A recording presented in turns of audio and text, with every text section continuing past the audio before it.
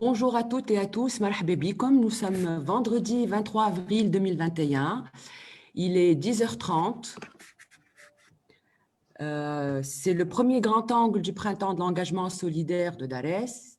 Il sera consacré à l'économie bleue solidaire. Marhaba bikom el-kol, marhaba nos invités. Alors, nous avons déjà parlé ici de l'économie bleue solidaire, et pas plus tard qu'avant-hier. Notre ami Imen Ouardeni nous faisait une rapide présentation. Durant ce grand angle, nous allons vous proposer un joli voyage dans ce monde que nous allons découvrir ensemble et qui associe étroitement sur la côte de la Méditerranée l'environnemental et l'humain.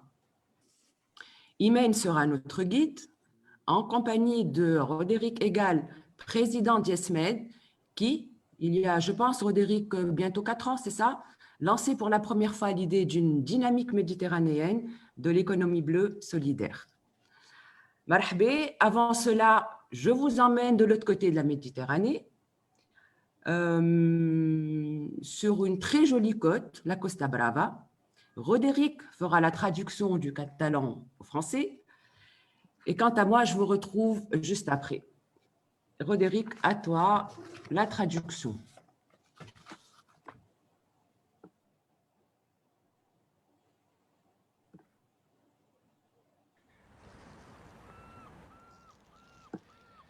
Bonjour, bonjour. Nous avons ici un document qui n'est pas sous-titré parce que nous n'avons pas eu beaucoup de temps. Et nous voyons une dame qui sera avec nous tout à l'heure, mais elle ne pouvait pas être là en début d'émission. Il s'agit de Teresa Reyes, je vous la présenterai plus complètement, qui est à la fois aujourd'hui une entrepreneuse d'économie bleue solidaire, et qui est également membre du bureau d'une association qui vient de se créer depuis Barcelone, mais qui a une vocation méditerranéenne, qui est l'association de préfiguration du cluster méditerranéen de l'économie bleue solidaire. C'est un petit peu long, mais on y reviendra tout à l'heure. Qu'est-ce que nous explique ici Teresa, qui a été lauréate avec d'autres membres de sa famille et de son entourage d'un programme de l'année dernière en Catalogne qui s'appelait FEPSCAT. Elle nous explique comment depuis plusieurs années et en mode bénévole, ONG, ils avaient entrepris à Palamos, sur la Costa Brava donc, de réfléchir à comment innover en matière de lien à la fois avec la communauté locale, mais aussi avec la communauté des touristes, autour des questions de pêche, des questions de tourisme, des questions d'environnement, des questions de sport. Ce à quoi les a aidés IESMED, en l'occurrence, dans le cadre du programme FEPSCAT, ça a été de remodéliser leurs réflexions, de façon à développer un véritable modèle d'économie sociale et solidaire. En l'occurrence, ça a été un modèle coopératif qui permette d'associer la communauté locale, l'ensemble des parties prenantes, à un certain nombre d'activités. Alors, ce monsieur qu'on voit, c'est son frère. C'est pas nous qui l'avons choisi, c'est une famille héritière d'une longue tradition de pêcheurs. Donc lui, c'est le pêcheur de la famille, particulièrement à sensibiliser à différentes thématiques, dont bien évidemment tout ce qui est environnement, résidus, etc., etc., mais ayant travaillé aussi sur la création de sentiers touristiques, sur l'association étroite de ce qu'est un tourisme intelligent, qui s'intéresse pas seulement à venir prendre le soleil sur la plage, mais à véritablement comprendre l'écosystème portuaire, l'écosystème marin, comment ça fonctionne, comment ça devrait fonctionner. Là, on a l'autre sœur, qui, elle, s'occupe plutôt du marketing et de la com. C'est une coopérative familiale au départ, ce qui est assez marrant, mais ça aura vocation à… De fait, ça commence à monter très sérieusement en régime, pour structurer ces différentes activités, y compris logement rural, y compris apps. Ça, Teresa nous en parlera mieux tout à l'heure, puisque une de leurs premières innovations avait été, il y a déjà quelques années, de créer une app mobile qui permette aux touristes de passage ou aux touristes résidents de mieux comprendre à la fois dans quel environnement ils étaient et aussi comment ils pouvaient participer, quelles étaient les activités, les actions, les initiatives qui étaient mises. Le générique est un petit peu court. Donc voilà, j'ai fait de la voix off sur du catalan. Mais en gros, je ne crois pas beaucoup me tromper en disant que Teresa nous expliquait ça, et tout à l'heure, elle sera parmi nous.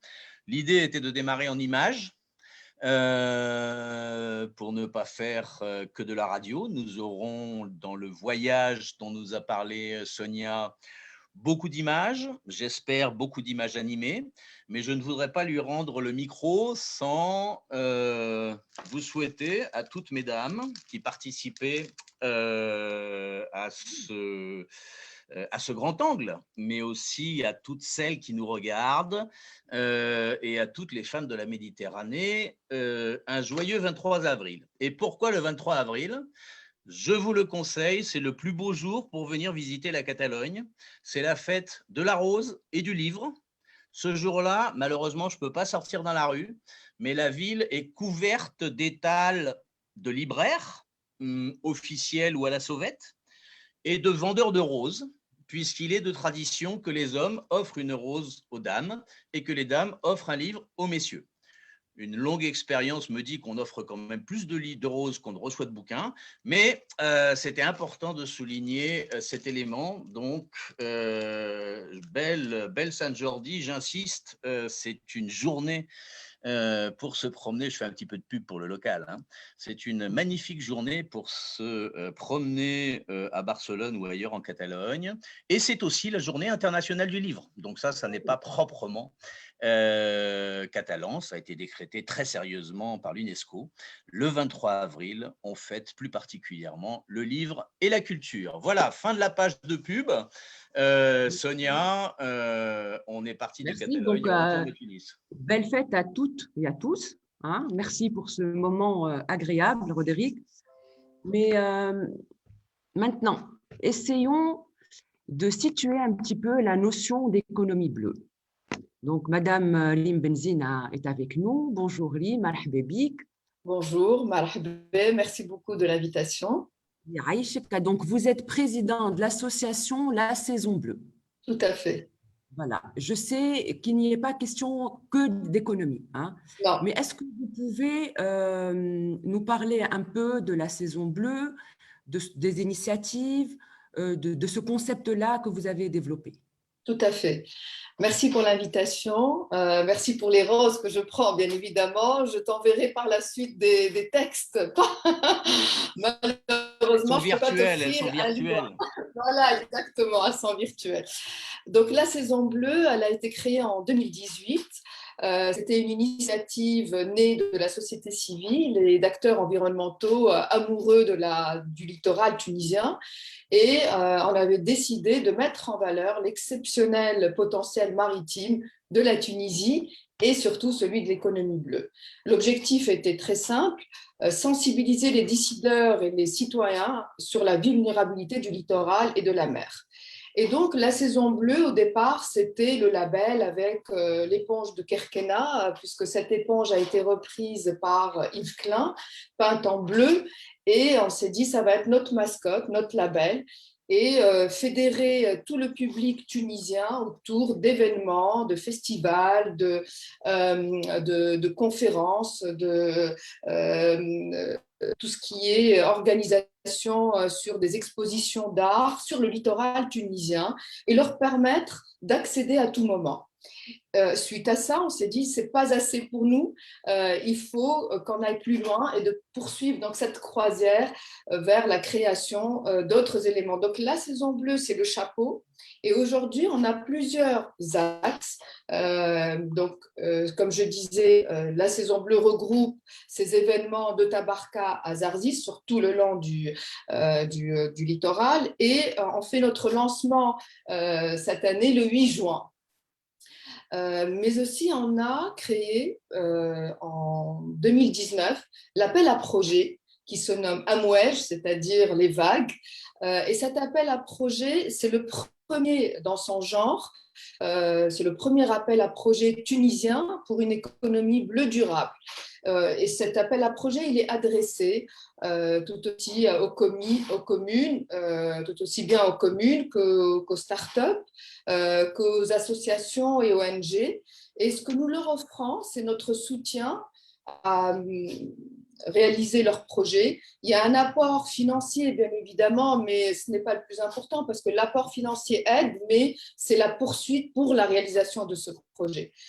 Et nous avons eu 3 lauréats en 2019 et on voit aujourd'hui la réalisation concrète via l'association Bizerte 2025 qui commence aujourd'hui à donner lieu à ce projet-là. Donc il prend enfin vie et c'est ce qui est très important pour nous, c'est que les projets qui sont lauréats, eh bien, à un moment donné, ils existent, ils peuvent continuer sans notre aide. Et donc, cette année, on a lancé le 4 mars la 2e édition. Et à l'instar des autres éditions, on aura le même budget, mais avec ce qui se passe avec le Covid, etc., on va en labelliser un certain nombre, bien évidemment, mais il n'y aura qu'un seul lauréat finaliste qui sera déclaré le jour du Forum mondial de la mer Bizerte à Bizerte. Et donc voilà, ça c'était pour l'appel à projet. Le forum, c'est un forum aujourd'hui qui réunit les rives nord et la rive sud, qui réunit tous les pays du bassin méditerranéen, mais pas uniquement, puisque l'année dernière, on a été dans une perspective grâce au Covid, on va le dire. Il n'a pas que des côtés, des inconvénients, parce qu'il nous a permis d'inviter des sommités qu'on n'aurait pas pu avoir en d'autres temps, puisque les disponibilités des uns, le positionnement géographique des autres ne facilitent pas leur arrivée en Tunisie.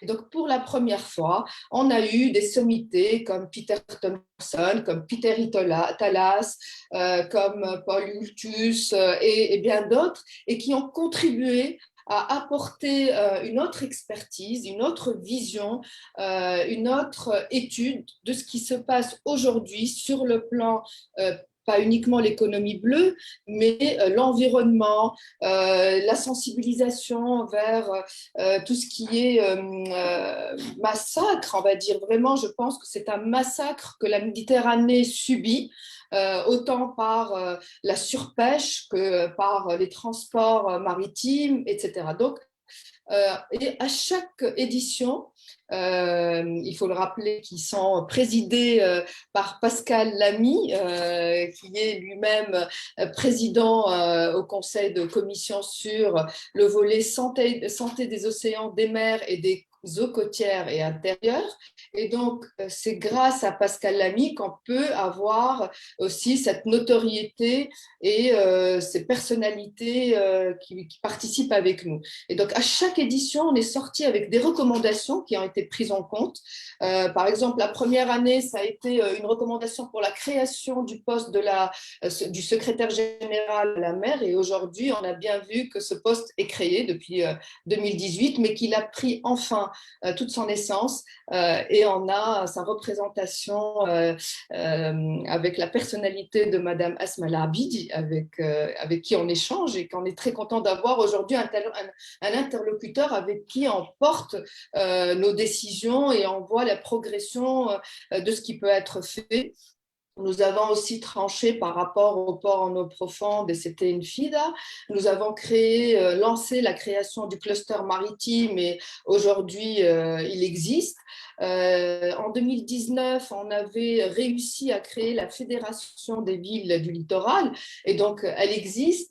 L'année dernière, ça a été des recommandations pour une meilleure utilisation de l'espace maritime, du domaine maritime, pour que la Tunisie puisse aujourd'hui réellement définir ses frontières dans le bassin méditerranéen. Et je sais qu'avec Mahdi qui travaillait sur ce sujet, Mahdi Belhaj, aujourd'hui, c'est une chose qui est faite. Donc, effectivement, à chaque fois, on pousse des éléments et on arrive à en créer et à les voir se concrétiser. Donc, ce grand rendez-vous sera lancé cette année en mode hybride. Donc, il y aura des personnalités présentes, des experts tunisiens qui seront à Bizerte et d'autres par visioconférence, puisque cela, nous arrivons à les faire aujourd'hui grâce à la technologie. Madame la Présidente, Madame, je voudrais surtout pas… On se tutoie ou on se vous voit? Je ne sais plus. On se tutoie, c'est ça. On se tutoie à la méditerranéenne.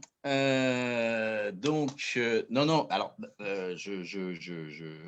je voulais pas t'interrompre, mais simplement parce que, bon, d'abord, merci pour ce tour d'horizon, je dirais, ce premier tour d'horizon à la fois synthétique et exhaustif.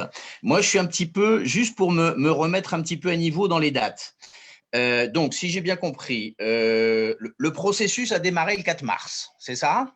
Tout à fait, pour l'appel à projet. Les activités commenceront le 8 juin. Le 8 juin. J'ai quand même bien suivi, hein, j'ai pris des notes.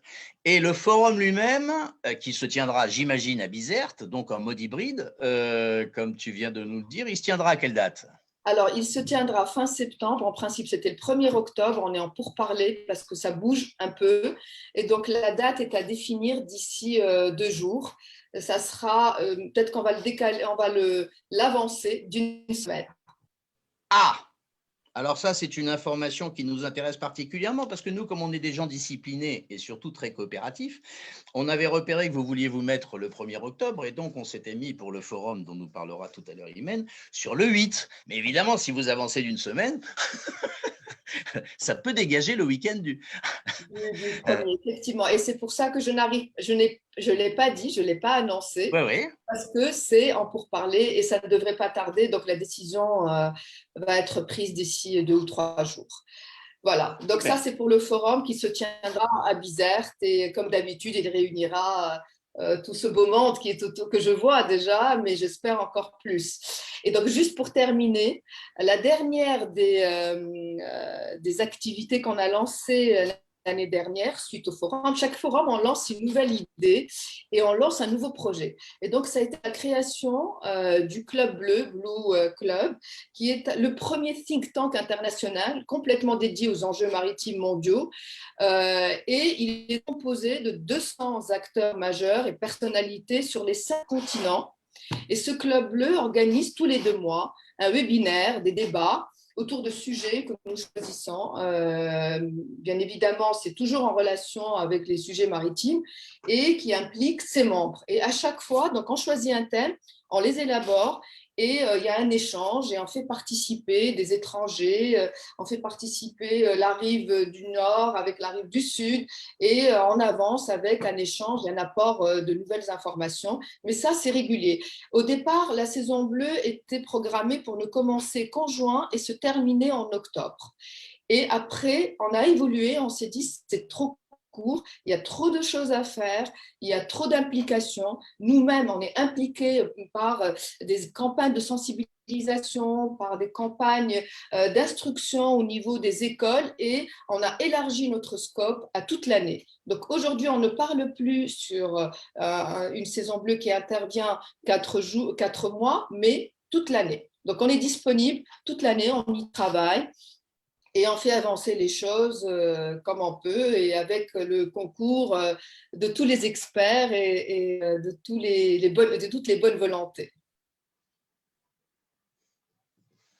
Voilà, je pense que Sonia, j'ai parce que je ne voudrais pas terminé. non plus voler le micro Non, non, merci à la, beaucoup. à, Merci à la, à la beaucoup. patronne. Merci beaucoup, Olim, pour cette présentation. C'est assez clair pour nous. Merci pour cette exposition de projet. Merci d'avoir accepté notre invitation. Je ne sais pas, peut-être Roderick, tu as d'autres Ah bah, questions à poser à lui. avant qu'elle Pensez parte, la dame, partir parce que justement, donc oui, je sais qu'elle doit nous quitter. J'ai mes antennes quand même qui m'informent. Donc, juste te dire en 2 mots, parce qu'on va en parler tout à l'heure. Donc, nous, on va pas aller, je dirais, marcher sur votre plate-bande. Nous sommes des coopérateurs et ce qui nous intéresse, bien évidemment, c'est de développer nos valeurs ajoutées là où nous pouvons en avoir. Mais donc, ce que nous appelons l'économie bleue solidaire, qui n'est donc pas l'économie bleue durable, mais qui s'inscrit volontiers sous le chapeau de l'économie bleue durable, c'est celle qui articule économie bleue dont tu nous as rapidement parlé et ce qui est notre spécialité à nous, économie sociale et solidaire, c'est-à-dire comment les communautés humaines sur les côtes, sur les zones littorales ou ceux qui partent en mer, pas trop loin. Bon, ceux ensuite qui sont sur des gros chalutiers très loin, c'est moins notre sujet. Mais donc pêche artisanale, etc. Comment faire pour que à la fois les urgences maritimes, mais aussi les sources supposées de développement économique, puissent dans la réalité bénéficier à ceux qui en ont besoin, c'est-à-dire les femmes et les hommes qui travaillent ou qui ne travaillent pas, malheureusement, sur les zones côtières. Hein. Donc ça, c'est notre axe que nous fléchons et que nous flécherons spécifiquement. Mais nous entendons bien avoir les relations les plus amicales, les plus complémentaires et les plus fructueuses avec la dynamique que vous avez initiée en 2018. J'ai moi-même eu le plaisir d'assister au premier forum, d'assister et d'organiser un panel dans le cadre du deuxième forum, où nous avions pour la première fois parlé d'économie bleue Tout à fait. solidaire. Je Et me nous sommes des gens fidèles. Je sais. Donc, on entend bien Je poursuivre. compte Ah, il y a une petite coupure. Je compte sur votre participation également. Hein. Oui, je Ah bah compte participer, c'est sur votre sûr. participation également. Participer, c'est sûr. Aider à quelque chose, si on peut, bien sûr. Puisque, comme tu l'as évoqué tout à l'heure, il y a beaucoup de phénomènes de réseau, je dirais, dans ces dynamiques. Vous en avez d'excellents. Nous en avons quelques-uns qui ne sont pas mauvais. Et tout ce qui permet, je dirais, de coopérer et d'avancer ensemble et d'être utile à la société en général est quelque chose qui nous motive profondément. Voilà, avant que tu partes, c'était au moins un message ô combien solennel qu'il convenait de délivrer, mais qu'on aura l'occasion de poursuivre. Tout à fait. On Voilà. pourra échanger par la suite sur votre intervention. Nous souhaitons inclure tous les acteurs sur ce sujet. Donc, vous êtes les bienvenus et on est en train d'élaborer le programme du forum et je vous inviterai à participer, pas uniquement en tant que spectateur, mais à prendre la parole aussi au sein de notre forum. Une petite info d'actualité, parce qu'on est le 23 avril, c'est aujourd'hui la date et qui va dans le sens que nous sommes en train, l'une et l'autre, de pointer. C'est le dernier jour pour répondre à une consultation de la Commission européenne sur un plan d'action d'économie sociale qui sortira à la fin de l'année. Nous, comme beaucoup d'acteurs, notre job à nous, c'est pas de faire du plaidoyer, hein, mais nous avons quand même souhaité apporter notre contribution. On l'accrochera un petit peu plus tard sur la web de la Commission pour donner quelques indications sur comment nous voyons une Méditerranée écologique et solidaire. et en nous inscrivant ainsi dans le cadre d'une recommandation que j'ignorais, je l'avoue, du Conseil, c'est plus qu'une recommandation, c'est une décision du Conseil européen d'avril de l'année dernière, qui fait un focus particulier sur l'économie bleue. Et dans le même paragraphe, sur l'agenda méditerranéen, donc la relance, je dirais, enfin on n'arrête pas de la relancer, quoi. Mais enfin bon, sur le futur agenda méditerranéen et de la coopération entre les différentes rives. Et il y a donc un point 12 spécifiquement, qui parle d'économie bleue. Et curieusement, un petit peu en sous-produit, dans le même point, il parle aussi d'économie sociale. Ce sont les deux seules économies dont il parle. On va faire, je t'enverrai le link au besoin. Moi-même, je l'ai découvert grâce à un camarade de Madrid, parce que j'avoue que je ne suis pas tous les jours ce que déclare le Conseil européen, mais ce point-là mérite quand même d'être lu. C'est pas très long en plus, il y a 10 lignes, parce que c'est quand même une prise de position du sommet des chefs d'État de l'Union européenne. Donc, ça peut servir quand même. Bien sûr, merci. Voilà. Merci beaucoup. Pour illustrer ce joli projet, ces jolis projets dont nous parlait Rim Benzine, justement, je vous propose de regarder avec nous un petit reportage tout en laissant Rim partir. Merci d'avoir accepté d'être parmi nous et à très bientôt, Rim. Merci beaucoup. Merci à vous.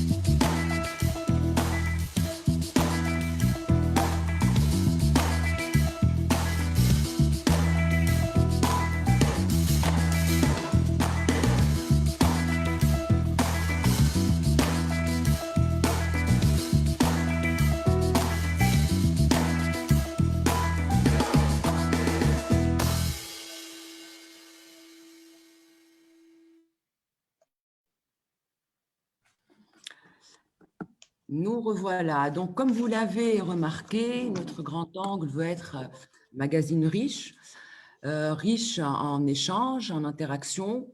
Il veut aussi offrir de belles images, de jolies histoires. Donc, nous avons réuni aujourd'hui 3 acteurs de l'économie bleue tunisienne. Madame Lubna Boudaya Marhabebik, maître assistant de la faculté des sciences de Sfax. Vous êtes aussi coordinatrice du projet européen dit Blue et membre du projet Force Blue. Nous accueillons aussi Sibéchir Bjewi. Marhaba bik Sibéchir. Vous êtes chercheur à l'Institut national des sciences et technologies de la mer.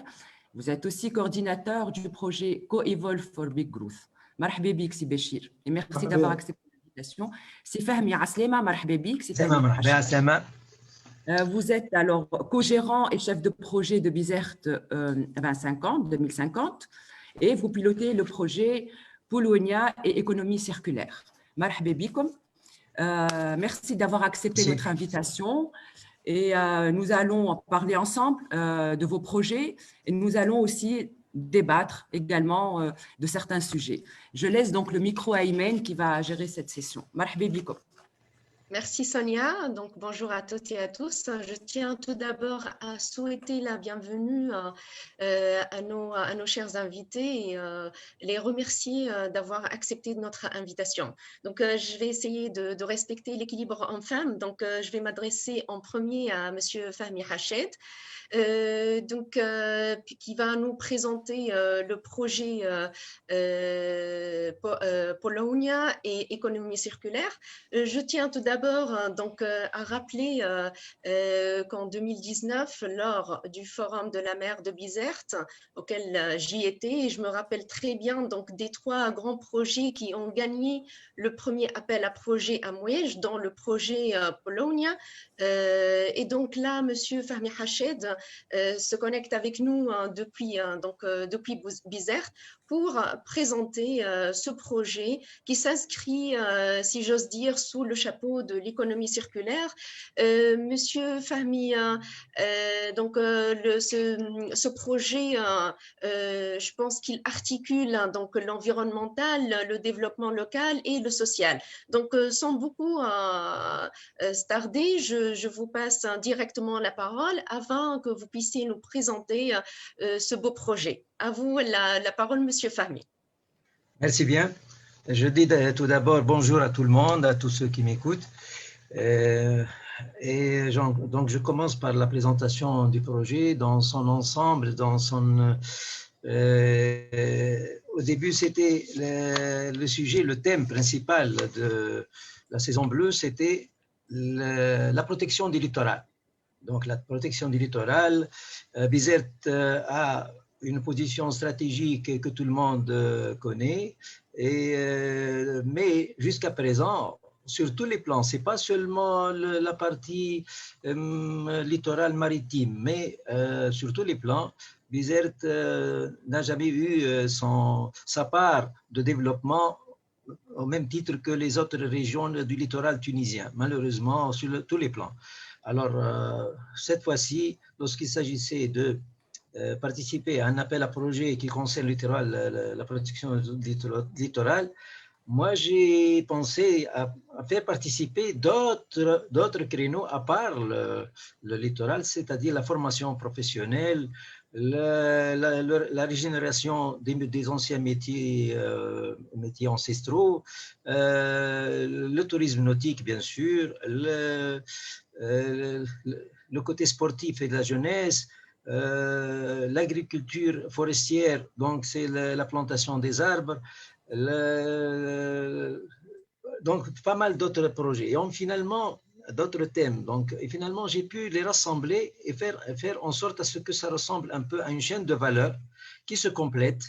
C'est très important pour moi et pour notre association parce que notre association, nous travaillons sur plusieurs volets. Donc, ça ne nous empêche pas de présenter un dossier qui regroupe plusieurs activités à la fois, mais qui se complètent. C'est très important et qui est un projet à la fois économique, social et rentable. Donc, s'il est rentable, il y a plus ou moins un retour sur investissement parce qu'il faut que ce soit circulaire, ça ne s'arrête jamais. Il n'y a pas de raison pour que ce projet-là soit vulnérable dans le sens où il ne peut pas atteindre des objectifs durables. Et ça c'est parmi nos objectifs, de ne participer que dans tout ce qui est durable, mais jamais dans des actions périodiques, c'est-à-dire des actions qui sont éphémères, qui n'ont pas d'impact, surtout au niveau de la jeunesse, parce que ce qui nous intéresse, c'est la jeunesse. Et nous sommes allés même à penser à la réinsertion des ex-détenus, parce que nous avons aussi, comme par hasard, les deux plus grandes prisons de la Tunisie sont là. Donc, nous avons même fait participer les ex-détenus, et même pendant leur détention, à pratiquer la menuiserie, la charpenterie, en attendant qu'ils soient libérés et qu'ils viennent nous rejoindre plus tard pour participer dans le chantier naval. Maintenant, merci Fahmi. Allons au sujet, si tu le veux bien. Oui, effectivement. Maintenant, je reviens au sujet. Effectivement, j'ai voulu faire une petite présentation, mais c'est un peu... parce que le projet il est tellement important, c'est pour ça que je suis obligé des fois de ne pas oublier certains détails. Bon, certes, le projet est très riche, mais nous avons malheureusement tous exactement limité. D'accord. Tout de suite, sommes dans le collectif. Tout de suite. Donc, le projet se compose de plusieurs étapes. La première étape, c'est la plantation des arbres, 1000 arbres que nous avons plantés déjà. Ils sont déjà plantés. Vous avez reçu certainement des photos et des images sur ça. Et nous les avons arrosés. Ils ont commencé à pousser. C'est déjà bien. Hier, j'étais là-bas pour contrôler aussi. Donc, tout se passe bien pour le moment. Mais le problème, nous avons un seul souci. Le souci, c'est que cette partie-là n'a pas été budgétisée. Nous n'avons pas prévu que la saison bleue n'allait pas participer au-delà des plans. Et ça, c'était une surprise pour nous, une mauvaise surprise. Bon, mais on fait avec. Qu'est-ce que voulez-vous qu'on fasse? Donc, nous comptons faire le siège pour protéger le site, pour qu'il soit, n'est-ce pas, protégé. Et nous allons attendre 3 ans pour que l'arbre commence à atteindre un taux de croissance suffisant pour qu'on puisse le couper sous forme de planche pour servir, n'est-ce pas, comme on a dit, le chantier naval. Le chantier naval, il est déjà en cours de constitution. C'est déjà lancé sur un terrain qui est sur le port de pêche de Bizerte et c'est en cours. Et nous avons aussi parce que dans ce secteur-là, le chantier naval, nous comptons faire la formation avec un slogan « Venez construire votre bateau vous-même ». C'est-à-dire que nous allons inviter des jeunes qui ont un rapport avec la menuiserie, la charpenterie, pour qu'ils viennent, s'ils veulent, construire un bateau avec du bois de Polonia et avec une main-d'œuvre gratuite, parce qu'eux, ils vont faire le travail de main-d'œuvre sous forme de stagiaires. Ils ne seront pas payés et ils ne vont rien réclamer. Donc, ils travaillent pour leur bien. Nous allons essayer, pour bien comprendre un petit peu comment que vous êtes en train de dire et votre projet, nous allons vous proposer justement de lancer une petite vidéo qui illustre Très bien. Ce que vous êtes en train de dire. Allez-y. Très bien. Merci.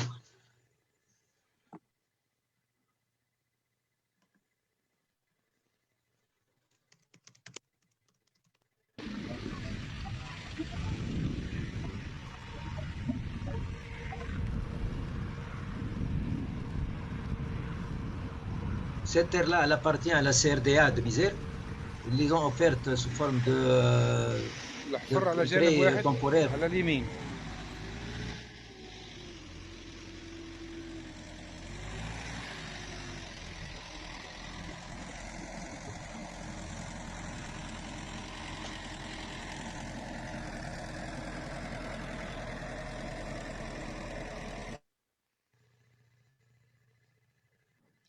Alors ça, c'était la plantation du Polonia. Je précise pour ceux qui ne seraient pas des spécialistes de la Polonia, que moi, ce que j'en ai compris, c'est que c'est une plante, un arbre, qui présente des qualités de résistance diverses, je dirais, mais aussi de souplesse, qui s'adapte particulièrement à ce que pourrait être la construction donc, de bateaux. Donc, on a un premier élément environnemental, on plante des arbres. On a un deuxième élément de création d'emplois ou en tout cas d'activités rémunérées ou non rémunérées, qui est la partie ensuite construction, je dirais, de ces bateaux. Et puis, il y a quoi derrière? Il y a aussi le miel, ça produit du miel. Donc, lorsqu'elle fleurit, le miel du Polonia est le plus prisé dans le monde, il est le plus cher. C'est une occasion pour ceux qui sont intéressés par ce secteur-là de faire leur box et d'exploiter cette phase-là. C'est important. Ça, je ne savais pas, tu vois. Donc, ça fait du miel aussi. Oui, ça fait du miel en plus. Oui. Génial. Donc, Rodrigue, juste, je rajoute une précision par rapport à cet arbre. C'est un arbre d'ornement d'origine, originaire d'Asie. Hein. Oui, de la Mongolie, précisément. Oui, Mongolie précisément. Et c'est les Chinois qui travaillent là-dessus sur le plan scientifique. Oui, parce que les Mongols doivent pas faire beaucoup de bateaux. Ouais. Effectivement. Donc, on voit bien, Monsieur Fahmy, que c'est un projet global, complet, qui touche tous les aspects qui s'inscrivent dans la durabilité et qui sont en ligne avec les principes donc, de l'économie sociale et solidaire. Sans beaucoup tarder, je vais passer à la deuxième, donc notre deuxième intervenante, qui est Madame Lobna Boudaya. Bonjour, Madame Lobna Boudaya. On va revenir ensuite vers les uns et les autres. Hein. Oui, bien sûr, bien évidemment. Donc, Madame Lobna, vous allez nous présenter le projet Deep Blue que vous pilotez. Et c'est plutôt un projet qui est axé sur le renforcement de compétences autour, donc, si je peux dire, autour de la croissance maritime et aussi donc, de développer des compétences à travers le dialogue géopolitique et la coopération scientifique internationale dans la région de la Méditerranée. Et donc, je vous cède directement la parole pour mieux nous présenter ce projet. Et je tiens à vous rappeler que vous avez donc 5 minutes pour présenter votre projet et 5 minutes pour partager avec l'audience donc la vidéo qui illustre le projet Deep Blue. À vous la parole, Madame Lobna. Merci, Imen. Merci, Imen. Merci pour l'invitation. Bon, Deep Blue, c'est Development, Education and Employment Partnership for Sustainable Blue Growth in the Western Mediterranean Region. Bon, ce projet est le résultat d'un partenariat entre 3 pays méditerranéens. L'Italie, représentée par son Institut d'océanographie et géophysique appliquée à Trieste. L'Espagne par l'Université Polytechnique de Madrid et la Tunisie par l'Université de Sfax et l'Institut supérieur de la pêche et de l'aquaculture à Bizerte. Bon, Deep Blue met l'accent sur les principales préoccupations liées à un environnement marin durable, essentiellement le développement et le partage des outils de surveillance et d'évaluation des impacts environnementaux des activités marines et l'exploitation correcte des ressources marines.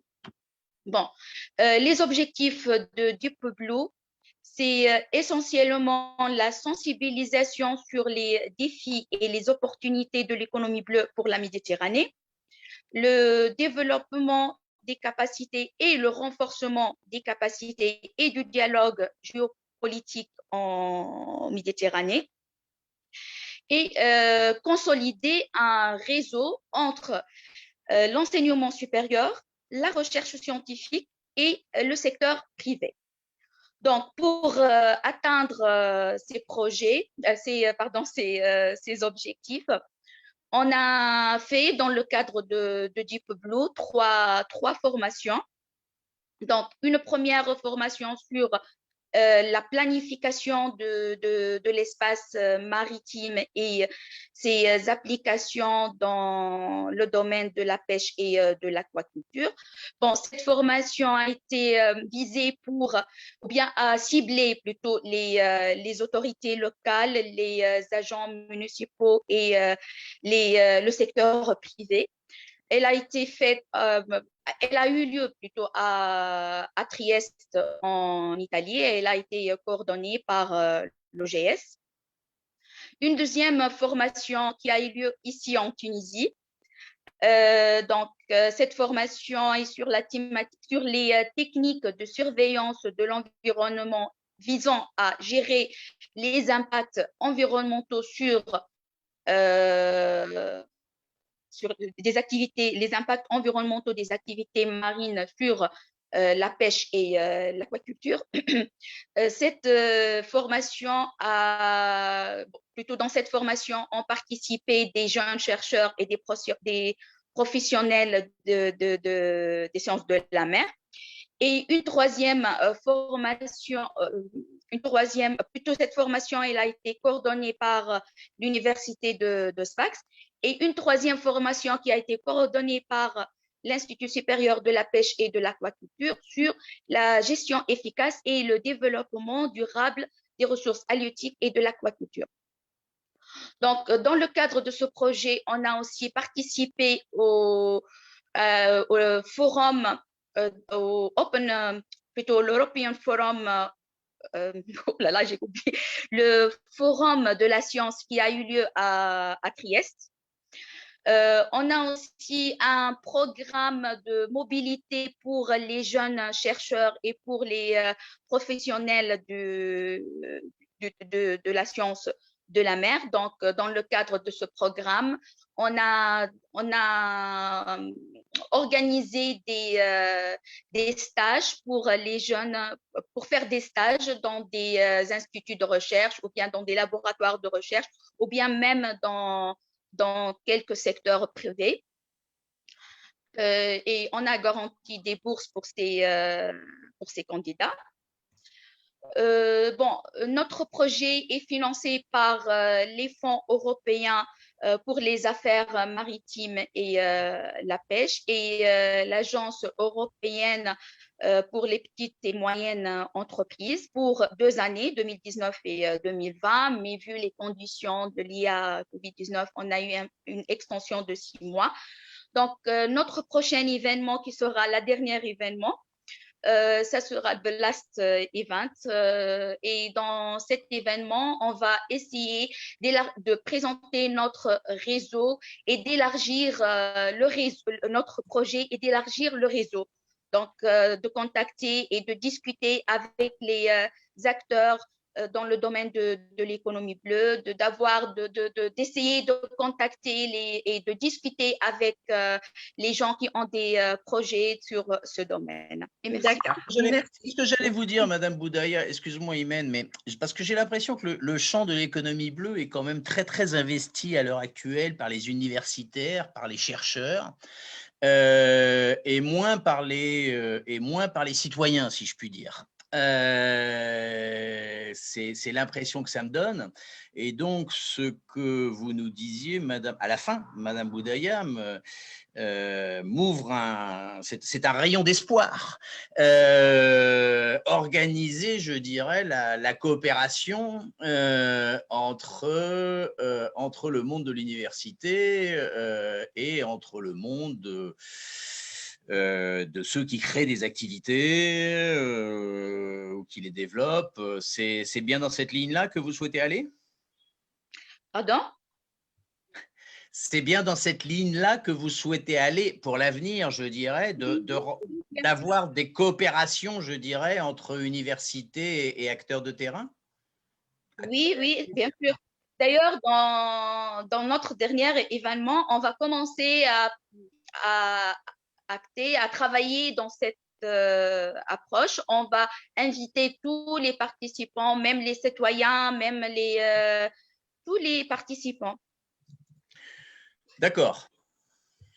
Très bien, donc on va relancer le débat juste après, mais là je vous invite à regarder la vidéo qui illustre le projet Deep Blue.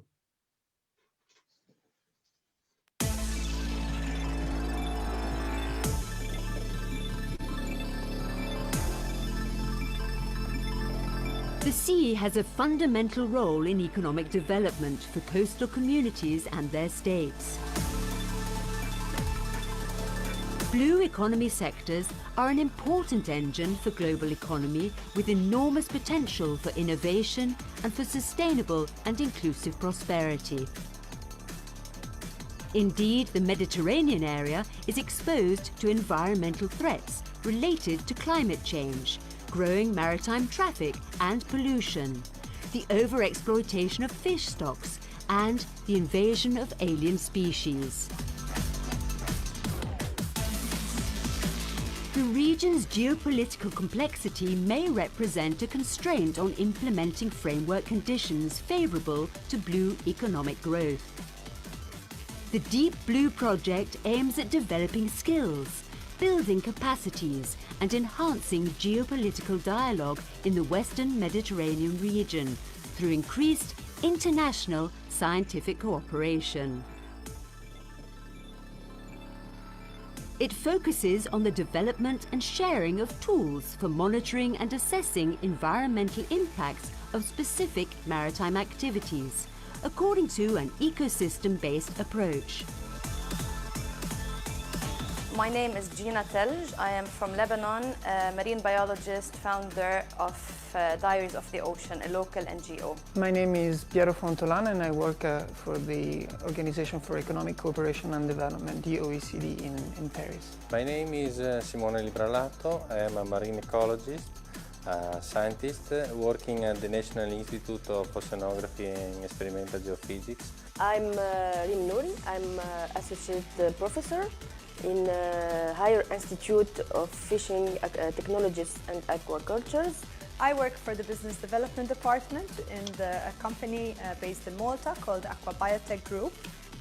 Its goal is to share knowledge, foster Euromed cooperation, boost public and private synergies, promote mobility for blue jobs, and raise awareness on blue economy challenges. I feel this initiative is what we need to foster networking among people all over the Mediterranean, for example. Cooperation is all about dialogues. If we share the knowledge, we share the capabilities of understanding and to provide the best solution. Sharing tools and monitoring structures and studies and data and information is of course absolutely important because otherwise everyone would have to do the same thing from scratch all over again. It's just a waste of resources and money and time and human power and everything. Because the sea has no borders.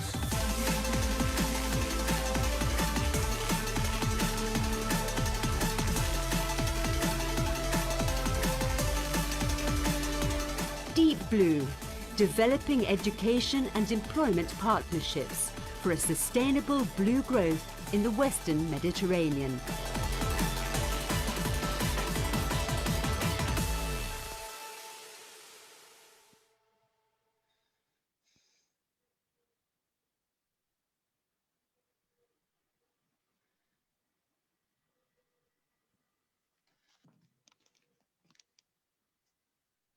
Le micro. Pardon. Donc, je vous remercie encore une fois, Madame Lobna, pour votre intervention. Donc, Rodrigue, nos chers participants, si vous avez des questions, sinon, on passe directement à la troisième intervention. Le micro, Rodrigue. Un petit balayage ensuite. Je voudrais saluer l'arrivée de Teresa Farres, qui c'est la dame qu'on a vue sur la vidéo au début, sauf que maintenant elle est là en vrai. No et preocupis, Teresa, benvinguda primer de tot i després ja parlem. Em dius si has de marxar a una hora concreta, t'he fet un chat. Voilà, un petit aparté entre nous en catalan. Je disais juste à Teresa qu'on avait eu déjà le plaisir de la voir sur la petite vidéo d'intro et qu'on aura celui de la voir un petit peu plus. Voilà. En dialogue. Très bien. Donc, Monsieur Béchir Bejaoui, bonjour, rebonjour. Donc là, je passe directement vers vous pour nous présenter votre projet intitulé « co-evolve 4 Blue Growth.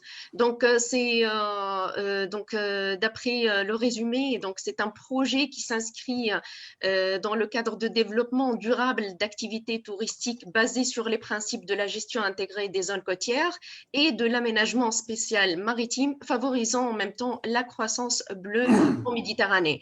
Donc là, auparavant, on entend beaucoup parler de l'aménagement des espaces publics urbains. Maintenant, on commence à parler beaucoup donc, de l'aménagement maritime de nos côtes. Donc, je vous cède directement la parole afin de nous présenter en quelques minutes donc, le projet. Par la suite, il y aura la projection de votre vidéo. À vous la parole, monsieur. Merci, Imen, pour la petite introduction.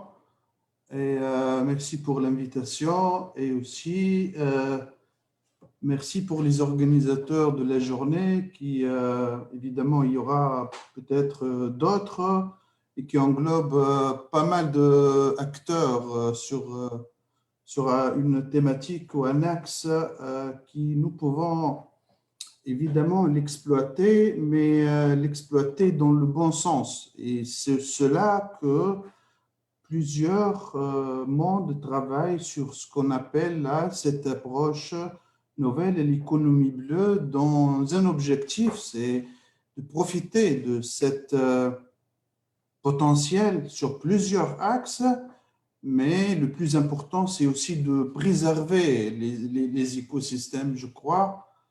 Ça, c'est le main ou la principale chose que beaucoup de monde travaille et qui nécessite une synergie très importante de plusieurs disciplines. Et là, aujourd'hui, on voit beaucoup de monde, pêche, tourisme, pollution. Et donc, ça, c'est le focus de l'économie bleue. Aussi, je remercie de nouveau les organisateurs de m'avoir invité pour parler d'un projet co-evolve. Le FOR, permettez-moi pour juste une petite correction, ce n'est pas 4 BG, mais FOR comme en anglais, F-O-R, c'est le FOR Blue Growth. Et ça, c'est un projet qui se trouve au milieu, au centre des activités de Blue Growth. Et nous sommes très contents d'y participer aujourd'hui par une petite présentation. Je vais être très bref après. Et bien sûr, pour le futur, évidemment, événements qui ont ce lien avec l'économie bleue et avec l'exploitation, avec le développement. L'objectif du projet, la finalité de l'objectif, c'est de donner une vision du développement du tourisme en Méditerranée et évidemment en Tunisie, effectivement, la Tunisie est un partenaire principal à ce projet, chef de file du projet co-evolve Blue Growth. Et ce projet-là, il englobe plusieurs partenaires de la Méditerranée, plusieurs pays d'abord, et sous ces pays-là, il y en a plusieurs partenaires et chacun est spécialiste dans son domaine. Et effectivement, la spécialité démarre des écosystèmes jusqu'à arriver à la planification en appliquant certaines approches nouvelles. Et ces approches-là vous le connaissez évidemment, comme le CISADEM ou le GISC en Tunisie, qu'on est en train de regarder ou de travailler depuis quelques années, mais c'est sur des bases qui ne sont pas vraiment de fondation scientifique forte. Dans le cadre du projet, on va profiter pour faire ce transfert de technologie à partir des experts et des gens qui ont développé peut-être ou qui ont suivi de près l'évolution de ces approches-là. Je parle de SISADEM, Integrated Coastal Zone Management, et le MSP, et actuellement plusieurs projets, Deep Blue, co-evolve, il y en a plusieurs, mais nous devons faire cette synergie ensemble. Nous devons faire aussi attention à ne pas dépasser certains seuils qui peuvent faire un retour négatif à la population. Effectivement, le projet s'en pointe, comme je l'ai déjà écouté pendant les présentations qui ont été faites par plusieurs d'entre nous, le projet va être exécuté selon l'approche down-up, c'est-à-dire on va démarrer avec les stakeholders et aussi on va parler beaucoup avec les gens qui ont les parties prenantes, disons en français, les parties prenantes qui leur support et leur idée, elle est très important pour aller et mettre ce plan de développement au niveau des régions. Et lorsque je parle des régions, effectivement, dans le projet, on a 7 régions sur lesquelles on travaille.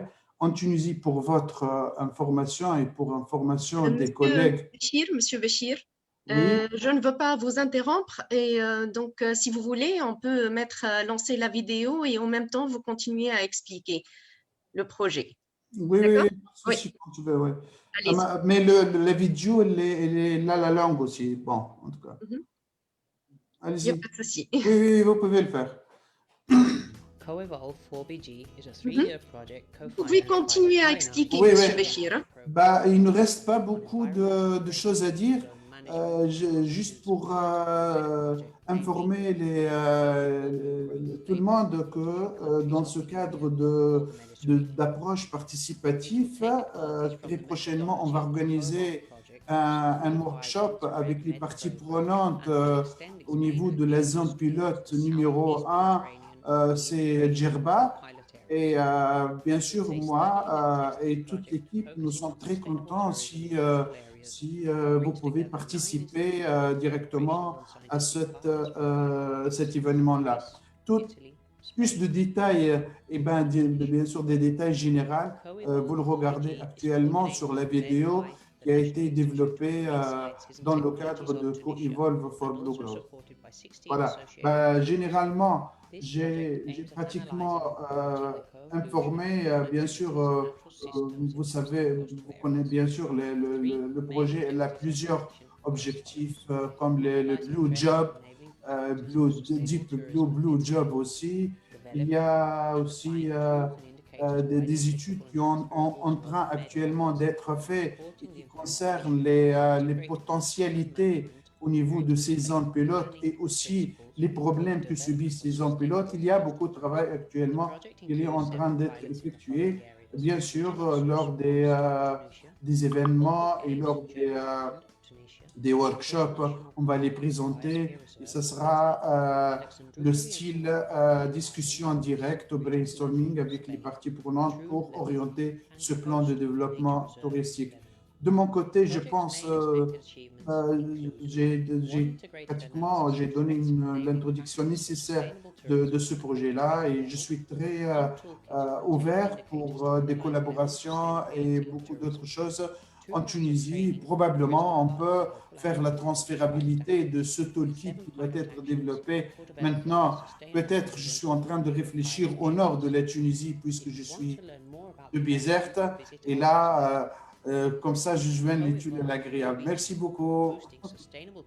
Merci, Monsieur Béchir. Donc, Béchir. C'est la fin de la vidéo. Donc, je vous rends la parole, Rodrigue et Sonia. Je voudrais d'abord remercier et faire un petit clin d'œil à Béchir. J'ai bien vu les différents points sur la carte de la Méditerranée, j'ai bien vu les différents partenaires avec lesquels vous travaillez, j'ai vu que Murcia en Espagne pointait le bout de son nez, j'avais entendu parler aussi de Valence lors d'une précédente conversation, mais je me suis peut-être trompé de programme, c'est pas grave. En tout cas, tu as employé les mots forts, les mots-clés, hein, qui sont les synergies, la coopération entre acteurs. Et côté ISMED, côté DARES, côté MEDEPS, on en parlera rapidement tout à l'heure. Le mantra, c'est bien celui-là, hein, c'est les gens sur les territoires. qui soit à Gabès, qui soit à Djerba, comme tu l'as signalé, que ce soit à Monastir, que ce soit à Bizerte, que ce soit à Metouya, on va intervenir également, que ce soit à Kerkena, les îles Kerkena auxquelles faisait référence Rim au début. Il y a quand même pas mal de foyers, je dirais, potentiels et pacifiques de ce que nous appelons l'économie bleue et solidaire. Je sais que tu es attaché à l'humain, comme nous l'avait dit Sifami avant. Je voudrais qu'on revienne ensuite à un petit tour de table, mais je me permets de modifier légèrement la programmation parce que Teresa Fares, qui est avec nous, est sur une journée un petit peu compliquée aujourd'hui. Et donc, je voudrais juste qu'elle participe comme les autres, hein, avec son témoignage au début de réflexion que nous avons ensemble. Ce n'est pas des débuts de réflexion évidemment individuels. Teresa, molt bon dia, bona Sant Jordi. J'ai fait de la propagande pour la Catalogne et pour les roses et les livres. On a vu tout à l'heure, Teresa, alors je sais que tu te débrouilles très bien en français, mais que tu as une petite appréhension logiquement par rapport à la langue, ça nous arrive tous. Tu es donc catalane, tu as un parcours assez varié, y compris d'élu politique, puisque tu as été maire d'une ville, d'un port significatif, je dirais, à l'échelle de la Catalogne, qui est Palamós. Et puis, tu t'étais engagé, on a vu ça rapidement tout à l'heure à travers le petit film qu'on avait utilisé pour FEBSCAT et pour le Blue Economy Forum de décembre à Barcelone, avec avec ton frère et ta sœur depuis plusieurs années. Vous étiez impliqués à titre bénévole sur ce qu'on pouvait faire pour optimiser un certain nombre de choses sur des territoires marins, et en l'occurrence ce territoire de Palamós, où vous avez hérité d'une longue tradition de pêcheurs. Alors, on a déjà vu le petit film, peut-être tu peux nous resituer en 2 mots d'où vous êtes parti et où vous en êtes avec ce qui s'appelle maintenant la Mar de Donas. J'essaierai de traduire le jeu de mots en français, c'est pas facile.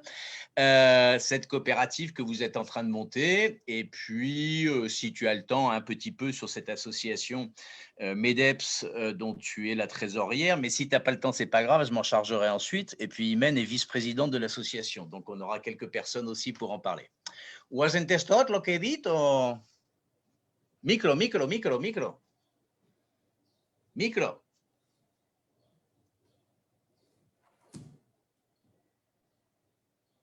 Alors, voilà, ça y est.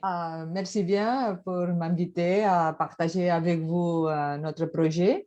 J'ai bien compris, mais comme Roderick l'a expliqué, j'aime bien parler français, mais je ne parle d'habitude en français. Alors, on fera ce qu'on pourra. Notre projet commence depuis 2017, qu'on a commencé avec une application qu'on s'appelle TwinUp. Et l'objectif est contacter des gens pour faire du sport, mais du sport engagé à l'environnement. Nous faisons des sports pour la santé individuelle, mais pour la santé de la planète aussi. Et nous expliquons que nous sommes une famille de pêcheurs et que la problématique du plastique à la mer, c'est pour les pêcheurs un vrai problème parce qu'ils pêchent il y a quelques jours qu'ils pêchent des plastiques et pas des poissons. Et ça, c'est un problème. Et nous expliquons ça pour sensibiliser à la société de ces problèmes. Depuis 2017, maintenant, nous avons constitué la coopérative à la mer des femmes pour contribuer à faire le tourisme engagé à l'environnement. Et nous proposons à les touristes qui arrivent à la Costa Brava vivre une véritable expérience avec les pêcheurs. Des appartements qui expliquent l'histoire d'une famille. Et chaque appartement explique une histoire. Dans l'appartement, on propose des activités qui sont du sport, mais engagées à l'environnement. Et après, nous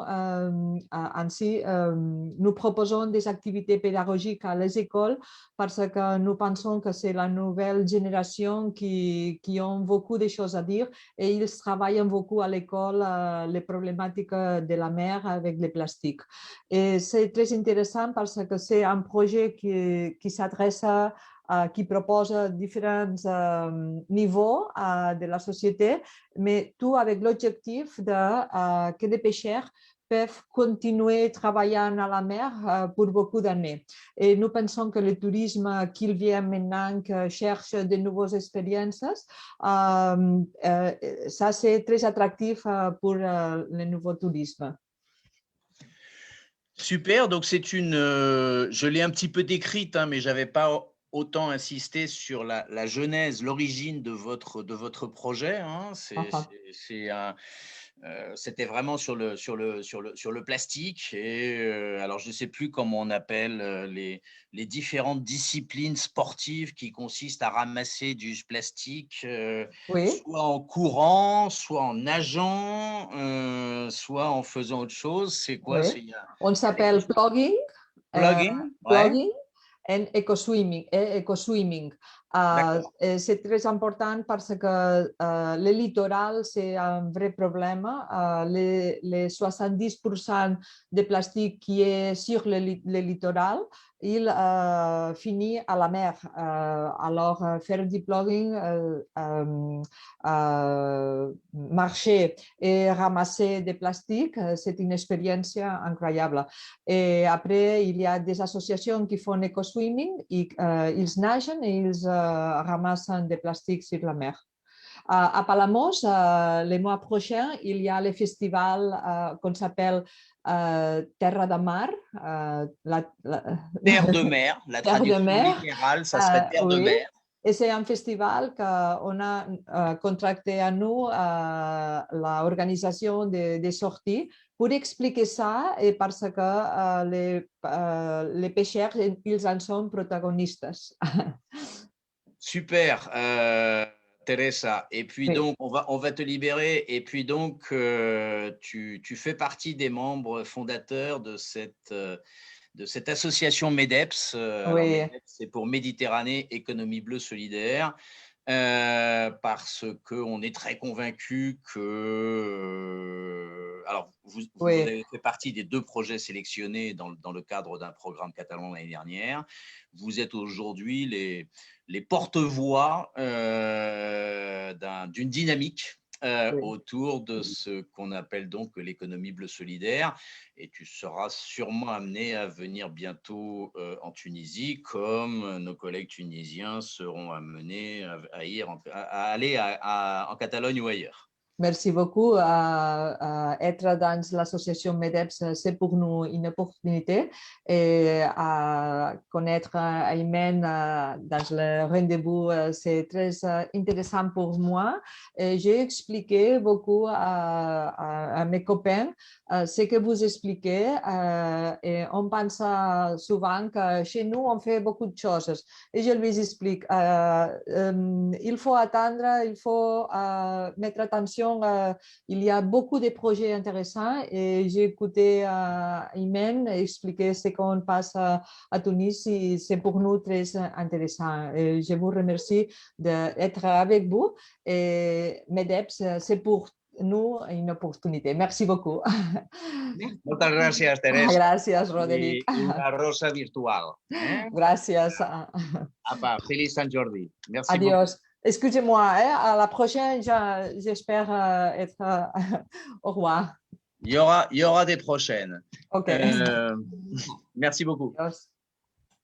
Alors, Roderick, Dernier petit tour de table, juste Sonia, est-ce qu'on a des réactions particulières? Est-ce qu'on en a sur Facebook par rapport à nos invités de la matinée, ou c'est calme? Pas grand-chose. Bon. Ouais, pour le moment, pas grand-chose, c'est assez calme, ça viendra, t'inquiète. Oui, mais aujourd'hui, c'était une première, on va dire, une première prise de contact. Alors, je rassure Béchir qui a disparu à l'écran, on ne fait que commencer.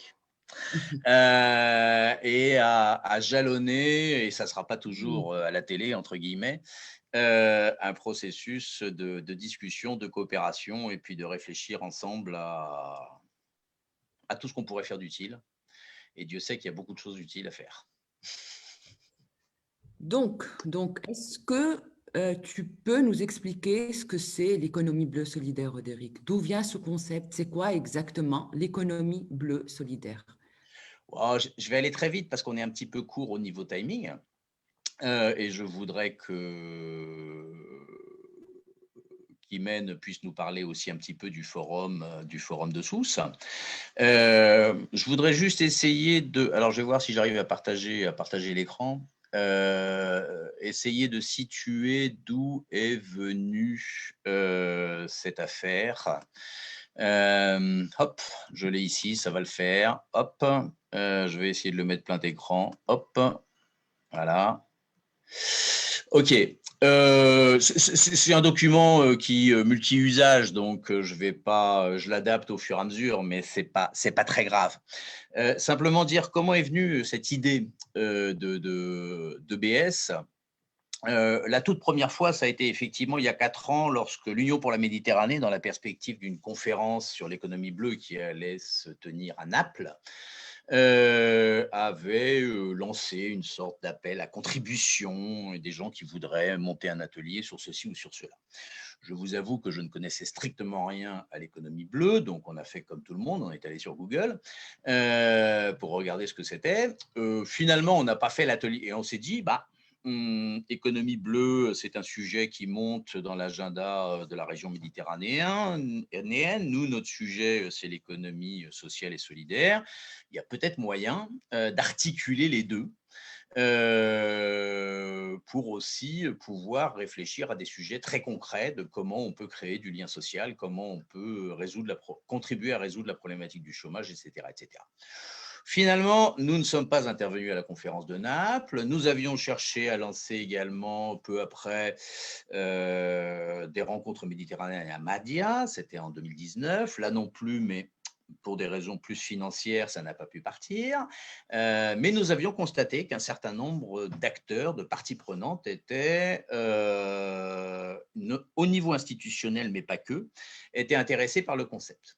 Et c'est la raison pour laquelle en 2019, à Bizerte, lors du 2e Forum de la mer, nous avons consacré pour la première fois un atelier à l'économie bleue solidaire avec du beau monde. Je ne vais pas rentrer dans les détails, on n'a pas le temps. Et dans la foulée, on a proposé à la Généralité de Catalogne, donc le gouvernement régional catalan, de monter un programme spécifique de soutien, d'impulsion de l'économie bleue et solidaire en Catalogne. Et ça a été, je dirais, sur 2019, un programme qui nous a permis d'avancer sur la partie scientifique, qui nous a permis d'avancer sur l'identification d'acteurs, qui nous a permis de monter 2-3 événements, qui nous a permis de commencer à faire le buzz. Voilà, et nous nous retrouvons l'année suivante avec un calendrier 2021 qui sera celui du décollage et de la consolidation. Nous avons un rendez-vous dans une grande conférence européenne sur l'économie sociale au mois de mai qui se tiendra virtuellement depuis Mannheim. On y parlera de Méditerranée, on y parlera d'économie sociale en Méditerranée et on y parlera d'économie bleue sociale en Méditerranée. Et puis au mois d'octobre, Imen va nous en parler un petit peu plus. On va enfin faire ce fameux grand forum méditerranéen de l'économie bleue solidaire. On place la barre assez haut en termes d'ambition. Et il s'agit vraiment de co-construire véritablement le périmètre. C'est ni moi ni personne qui va décider tout seul que l'EBS c'est ça. On sait qu'il y aura un volet tourisme, on sait qu'il y aura un volet économie circulaire, on sait qu'il y aura un volet pêche, on sait qu'il y aura un volet protection et conservation de l'environnement. Bon, toutes ces choses-là, je dirais, sont des évidences parce que ce sont celles qui articulent le mieux l'environnemental et l'humain, mais il peut y avoir des choses autour de la biotech ou autour des énergies renouvelables. Bref, on verra ça, je dirais, tous ensemble en fonction des différentes expériences, des différentes familles. Ceux qui sont plutôt verts, ceux qui sont plutôt bleus, ceux qui sont plutôt, je vais pas mettre de couleur à l'économie sociale et solidaire, et voir ensemble ce qu'on peut construire comme périmètre. On aura un nouveau rendez-vous à Barcelone à la fin de l'année. On va avoir la semaine prochaine, le 29, c'est un petit programme côté européen également consacré à l'économie bleue solidaire, etc., etc. Donc voilà, je dirais, où on en est, où on veut aller. Alors, où on veut aller, c'est très loin, hein, tous ensemble. Et comment, petit à petit, ça commence à prendre forme. Donc, finalement, d'après ce que tu es en train de nous dire, de nous raconter, donc, le programme FEPS4, quand même, a permis de bien avancer sur des aspects théoriques, hein, aussi bien l'identification des acteurs et que les aspects conceptuels, justement, de l'économie bleue solidaire. Et je vois, d'après aussi ce que tu nous racontes, que finalement, la Catalogne et la Tunisie sont en avant-poste sur ce nouveau concept, hein. Et ouais. Le forum de Sousse, dont tu parlais tout à l'heure, et Imen va nous donner beaucoup plus de détails là-dessus, donc espérons, enfin on y croit quand même, va donner une impulsion que nous espérons très importante et décisive au décollage de ce concept. Ouais, c'est un petit peu un ping-pong et ce n'est pas tout à fait un hasard, hein, puisque YesMed est à Barcelone et est à Tunis. Mais bon, il y a parfois des hasards qui sont utiles. Et donc, on ne va pas rester évidemment les uns et les autres propriétaires du concept à travers l'association dont on a rapidement parlé avec Teresa et qui accueillera bien évidemment tous les membres tunisiens qui seront intéressés à s'inscrire dans cette dynamique, que ce soit des personnes physiques, que ce soit des personnes morales. Au mois de mai, on commencera la com sur le sujet. Mais ce qui est clair, c'est que Tunisie et Catalogne, aujourd'hui, sont les pionniers et commencent à s'inscrire dans une démarche également de partage avec d'autres. Donc, c'est quelque chose qu'il faudra qu'on sache mettre en valeur. Parce que nous savons tous qu'ensuite, il y a des enjeux de financement, il y a des enjeux de conquête d'institutionnels.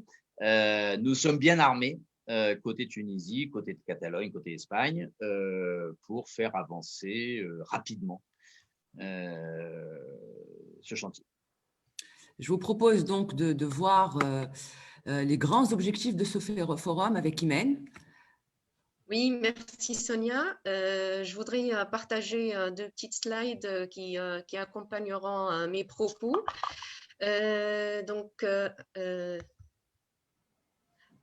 Si vous vous rappelez bien, donc, nous avons annoncé pour la première fois lors de l'inauguration de notre centre d'Arès le 19 mars, on a annoncé officiellement donc, la tenue du Forum méditerranéen de l'économie bleue solidaire hein, qui se tiendra les 8 et 9 octobre à Sousse.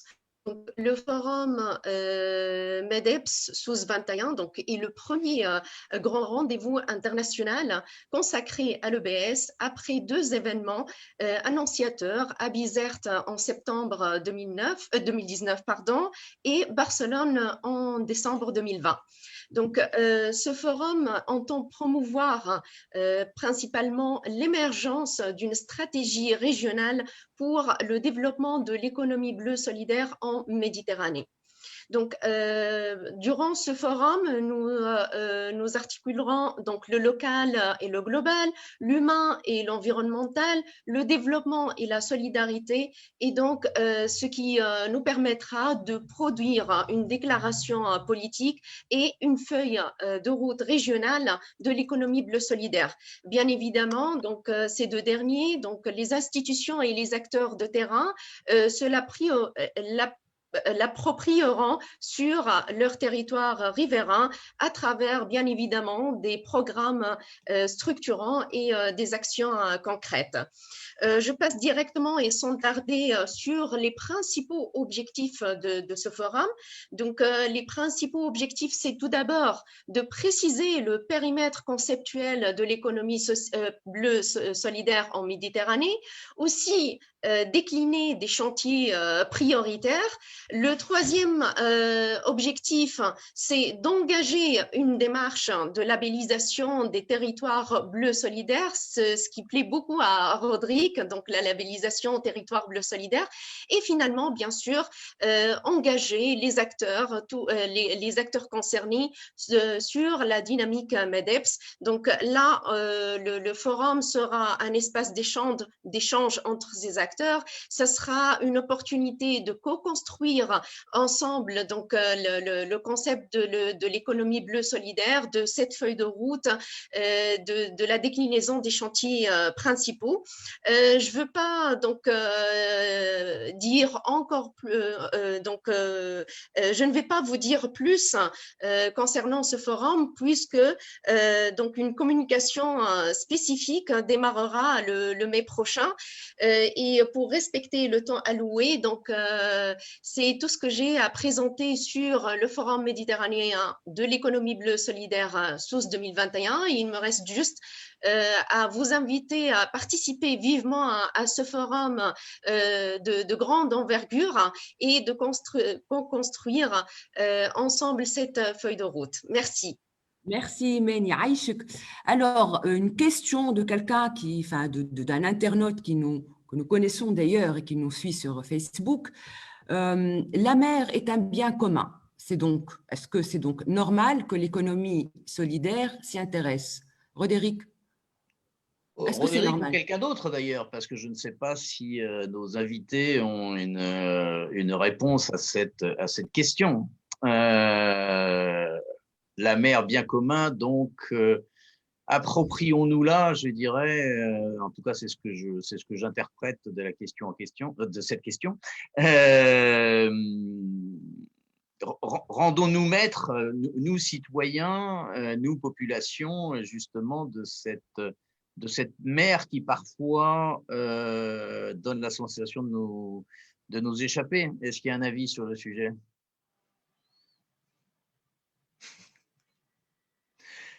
Si ça vous prend de court, il n'y a pas de souci. Alors, je précise quand même que la notion de commun est une notion qui est montante aussi, hein, au plan international. Dans certaines régions du monde, ça a démarré plus tôt. Comme souvent aux États-Unis, les chercheurs se sont mis les premiers. Et je crois même qu'il y avait une chercheuse sur le sujet qui avait eu le prix Nobel précisément pour ses travaux. Donc les communs, c'est tout ce que… L'univers lui-même, c'est un bien commun à l'international. La terre, donc le sol, le littoral. Moi, par exemple, j'ai toujours abordé le littoral parce que le littoral, il n'appartient à personne même. Il est temps de faire un aménagement du territoire du littoral pour en faire des lotissements destinés aux jeunes, aux projets, pour qu'ils quittent les bureaux. Moi, je suis contre les nouvelles générations qui vont continuer à étudier comme nous l'avons fait nous-mêmes pour obtenir un boulot dans un bureau. Il faut envahir les espaces, faire des projets dans l'espace, dans la nature. Ça, c'est beaucoup mieux pour leur santé et pour l'épanouissement de leur personnalité, de leur parcours professionnel. Voilà. Donc, il suffit d'agir, c'est tout. Il ne faut pas seulement… Oui, mais tu sais que dans certains pays, la mer ou la plage est privatisée, y compris légalement. Hein, alors, il y a ceux où elle ne l'est pas légalement, mais où elle est privatisée de fait. Voilà, l'eau douce est de plus en plus souvent tarifée, alors que c'est également un bien commun. Donc, le sujet, malheureusement, n'est pas si simple et la question a bien sûr sa pertinence. Parce que si lorsqu'on veut s'occuper de quelque chose, il faut être présent pour le contrôler, pour l'inspecter. C'est comme par exemple le Sahara chez nous, en Afrique du Nord, et ça n'a jamais été surveillé de nulle part. Ils ont chargé les Touaregs, par exemple, de faire le travail, le boulot de la douane, de surveillance, etc., du va-et-vient. C'est pareil pour le littoral. Le littoral, tant qu'il n'est pas occupé par des gens d'une manière permanente, c'est-à-dire avec un projet, une pizzeria, un centre nautique, des gens, ce genre de projet-là. Donc, ces gens-là qui seront sur place pourront, n'est-ce pas, s'occuper de nettoyer les plages, des bouteilles, faire de la publicité, des sensibilisations, etc. C'est ça mon idée. Voilà. Merci Si Fahmi, merci à tous, merci à tous nos invités, merci Si Béchir, merci Madame Boudaya, merci Roderick, merci l'équipe d'Ares, merci Imen. C'est la fin de notre émission Grand Angle. On se retrouve, Inch'Allah, jeudi prochain pour un Focus d'Ares, Focus d'Ares consacré à un volet important de l'économie bleue solidaire qui est le tourisme alternatif solidaire. Pour ceux qui sont intéressés un petit peu, et juste pour info, par ce qui se passe en Europe, il y a le lancement FEBSMED, le même jour, donc le 24 avril, depuis Montpellier. 29, pardon, le 29 avril depuis Montpellier. Voilà, merci beaucoup. Merci d'avoir été parmi nous. Merci à toutes les personnes qui nous ont suivis. Nharkom Mabrouk et très bonne fin de journée à tous. À la prochaine, merci bien. C'est gentil. Merci.